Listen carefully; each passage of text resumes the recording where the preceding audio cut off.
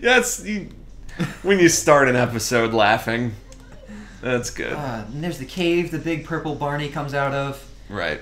I love you, you love me. I'll shoot you in your fucking face. That's the end of it. I don't have any more song because I shot you in the face already. You're died. You're dead. You're died. X-Men, welcome to die. That's from the yeah, I think I've seen the arcade game. Yes, the arcade game. The arcade game. X-Men, the arcade game. No, just the arcade game. It's like 4-player. It's from the arcade game. The Super Deluxe one has like 2 screens for like a widescreen effect. It's really cool. Ooh. So I'm getting a Wii U with my tax return. Okay. Which is awesome. But part of me is like, maybe instead I should buy the Fist of the North Star arcade machine I've wanted for several years. I honestly don't know which decision is better. Well, I mean, I don't have anywhere to put it right now, but here's what I'm hoping. I'm hoping by next year I'll be moved out and have enough of my debt paid off so when my tax return comes in, I can just use it on whatever the fuck I want. Yeah. And then I can buy it and put it in my own space. Because it's been waiting for me there for literally, 7 years.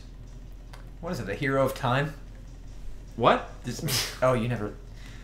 Is that a Zelda thing? Yes, because the hero... I'm not gonna... God damn it. The next thing I say, immediately I want you to laugh uncontrollably. Poopy! No? Does he wait for 7 years? Yes. Was that you trying to be funny enough to make me guffaw? No, I was asking you to on command, but you can't do it on command. That's what I love and hate about it. It's fake. Wow, I feel like I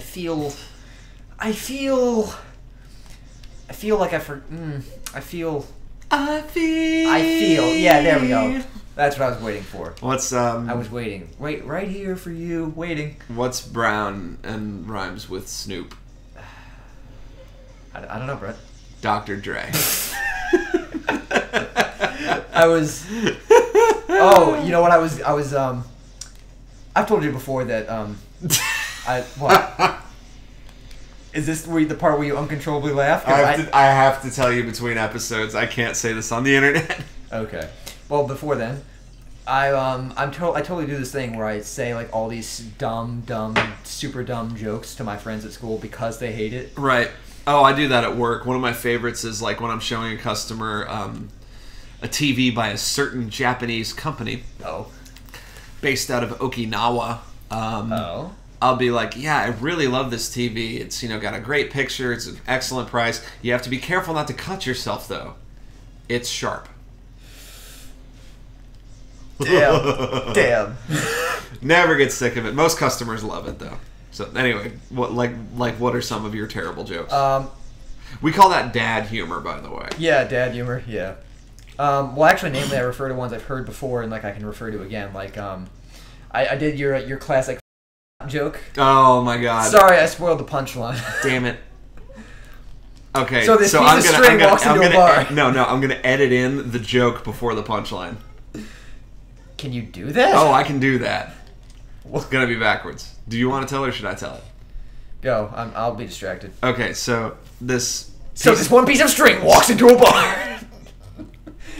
So this piece of string walks into a bar, and he sits down at the bar, and he says, "Hey, I'll have a vodka tonic." And the bartender's like, "We don't serve your kind here."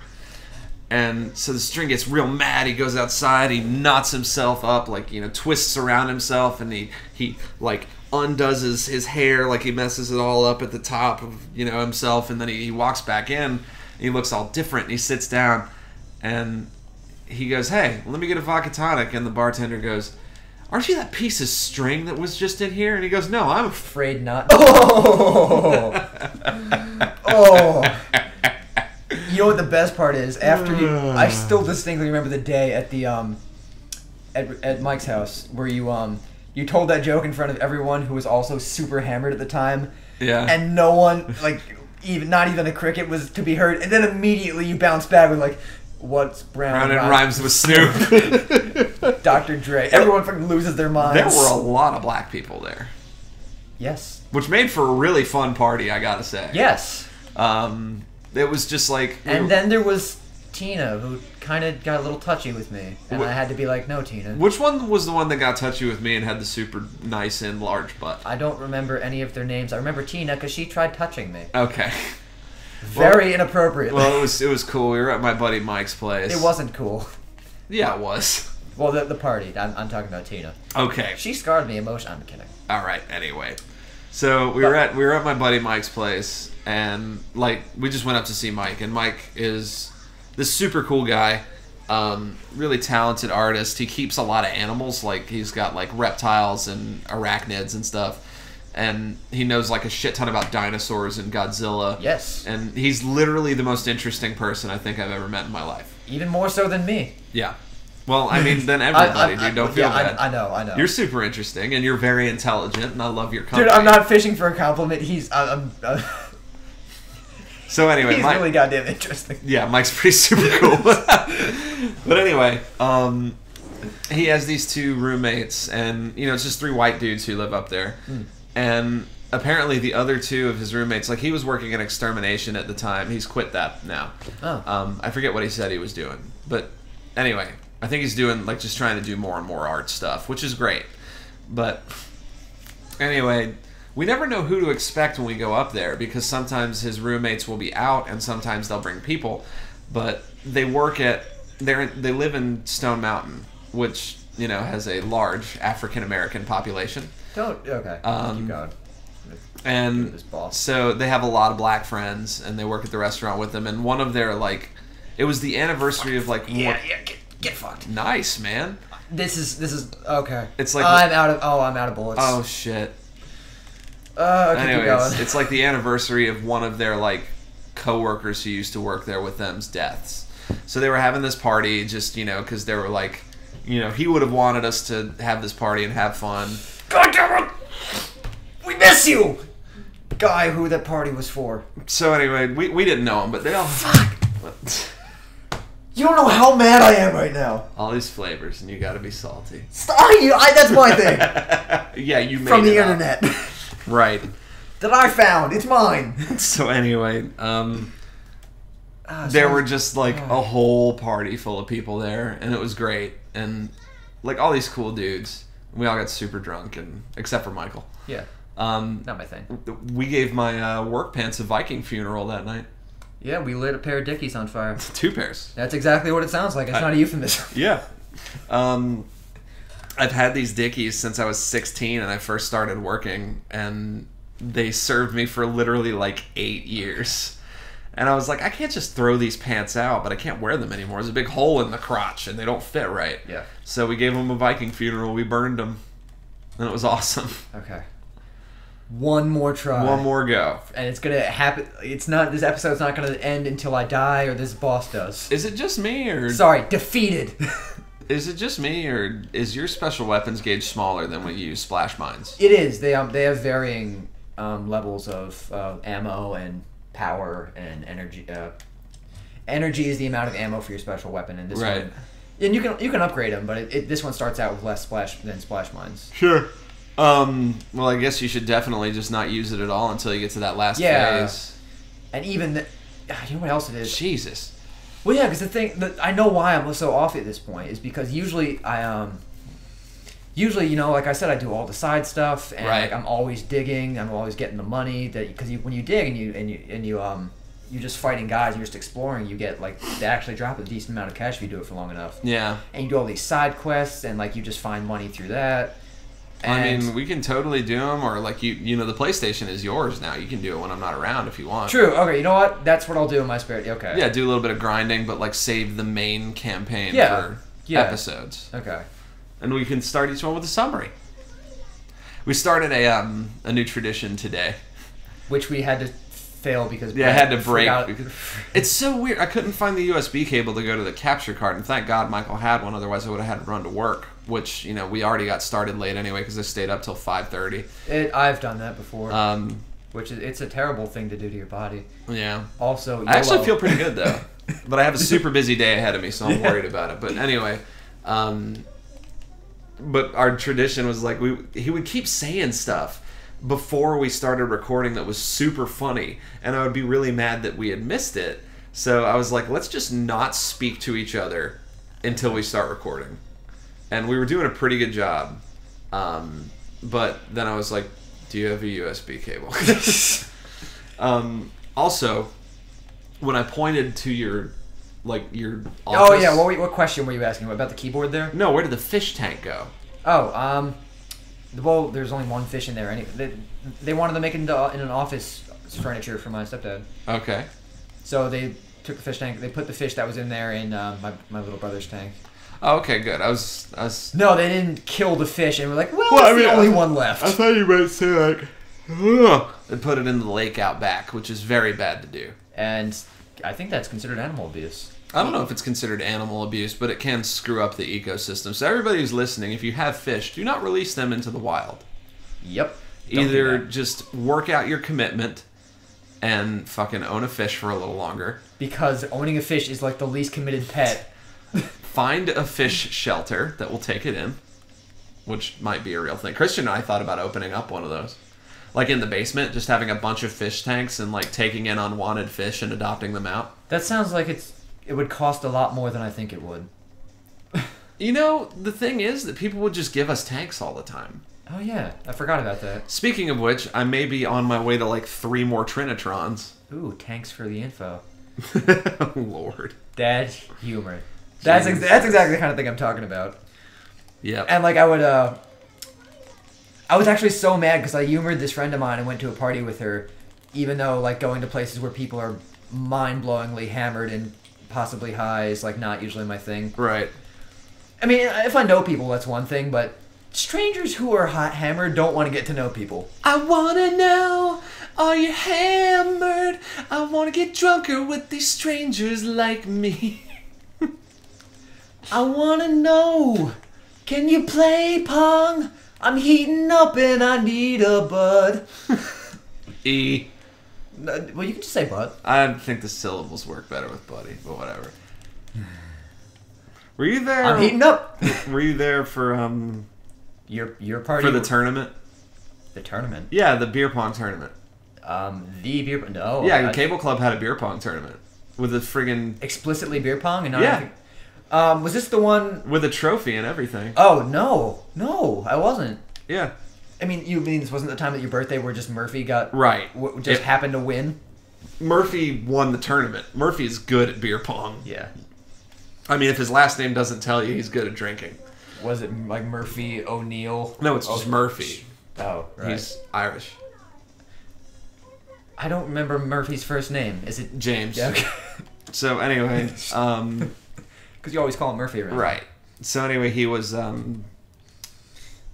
okay. Speaking of scrotums, a couple episodes ago, we had a bunch of weird rules. Just like, like with pool or, certain board games, each house has its own rules pertaining to beer pong especially. Yeah. And it's like, I'm heating up, on fire. Yeah, that's the NBA Jam rule, which if you guys don't play with the NBA Jam rule, if you make a shot, that's awesome, you made a shot. If you make a second shot in a row, you're heating up. And if you make a third shot, you're on fire. And when you're on fire, you shoot till you miss, I believe. Yeah. You know what's weird? They were actually playing with that same rule. Who were? The people all the way over at the party I was at. Oh, yeah. Well, I mean, just because we use it there. Also, now that I realize that they were a basketball team, too. Although, they'd probably be like, what's NBA Jam? They would know. I don't know. Maybe they wouldn't. I actually don't give people a lot of credit for, like, knowing about video games. Yeah. I usually figure, like, that's just my thing because of what we do. It really weirded me out because, like, that happened to me, too. Somebody was like, if you're heating up and then you're on fire. And I was like, oh, like NBA Jam. And they were like, what? Oh, okay. And I was like NBA Jam. The game that you're referencing? Yeah, hole in the backside. Dude, I had a really nice night last night. I had a really freaking good day yesterday. But you tell me about your night. It was, it was my long day Monday where I have classes from 9 a.m. to 9 p.m. Yeah. And I scheduled an appointment at 9 when I got out of my class. So I was there. I left school at 10, which is insane, even for, like, us music students. Right. And it was my buddy Zach called me and he was like, "What's up, man? Because Zach, like the thing, like, that's the kind of feeling I was talking about. He picked up Fallout 3 because he'll suddenly get cravings for games he wants to play and he'll just play them, which is really cool. I like that he'll just, like, I think I mentioned what I do now, and well, this isn't like a career, but right. He knows I'm into video games, so he like talks to me about that stuff now, which I feel That's glad. cool. Yeah. Is he the guy who wants to come on an episode? Yeah. Cool. I'll introduce you to him. I got a real craving for games the other day. I really wanted to play MLB 14 The Show, just because it was nice outside and it was all baseball and stuff. Yeah. And there was some other game I wanted to play too that just feels good, like, you know, springtime or whatever. Oh yeah, but my night, as I was on my way to Zach's house, it was like 10 o'clock at night. It was kind of, the road wasn't deserted, but there weren't too many cars out. Yeah. And I turn on the radio, and I just hear Pink Floyd, and it was "Wish You Were Here." Oh, hell yes. And I had a night drive to that song. The best part is, I told you I was doing the ghetto shit to my car. Yeah. Well, the window motor broke, so the passenger side window just falls, but so we had to tape it up. Right. And there's this, oh, fuck. You are... No. Don't you charge. Don't you fucking charge. Oh, man. Fuck, no, it's over. Because he's gonna charge up the bullet, like, even if these homing missiles don't get me, he's gonna charge up the bullet before I get there, and my first attack won't be enough to incapacitate him. Can you, Wait. Maybe. Just maybe. I can pull... No! No!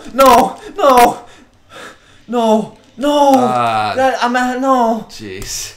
Can you use the machine buster to kind of stop the, So about my night, I was... That ghetto thing I had to do in my window, there's like this little whistle that happens now when I'm going above 45 miles an hour, and it's like, there's already like the kind of dusty wind blowing sound. Sure. On, Wish You Were Here. Wish You Were Here, and like it was amplified by an actual wind whistling sound. That's pretty cool.